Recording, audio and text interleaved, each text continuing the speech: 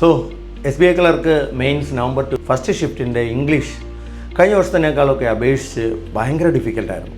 നല്ല ഡിഫിക്കൽട്ടിലേക്ക് വന്ന ഇംഗ്ലീഷിൻ്റെ ടോപ്പിക്സ് ഇതൊക്കെയായിരുന്നു നിങ്ങളുടെ അറിവിന് വേണ്ടിയിട്ട് കാണുന്നത്. 2 കോംപ്രിഹെൻഷൻ ഉണ്ടായിരുന്നു. 2 കോംപ്രിഹെൻഷനും അത്രമാത്രം ഡിഫിക്കൽട്ടായിരുന്നു. വായിച്ച് വരാൻ പോലും പറ്റത്തില്ല. നല്ല റീഡിംഗ് ഉള്ളവർക്കും മാത്രമായിരുന്നു ആ കോംപ്രിഹെൻഷൻ ചെയ്യാൻ പറ്റുന്നത്.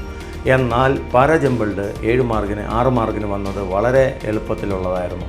ദെൻ പതിവ് പോലെ തന്നെ word usage, word swap, error കറക്ഷന് എന്നാൽ ഇതിലൊക്കെയും എറർ ഇല്ലാത്ത കണ്ടുപിടിക്കുക എന്നുള്ളതായിരുന്നു ഇതിലേക്ക് വരുന്നത്. വേർഡ് യൂസേജൊക്കെ ആൻറ്റോണിമൊക്കെ ആയിരുന്നു ചോദിച്ചുകൊണ്ടിരുന്നത്.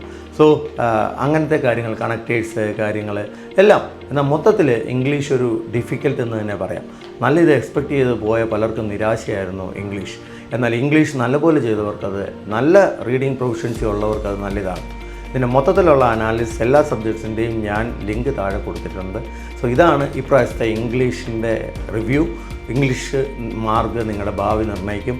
അപ്പോൾ ഏകദേശം ഒരു 12 to 18 ഒരു നല്ല ഇതിലായിട്ട് നമുക്ക് നോക്കാം.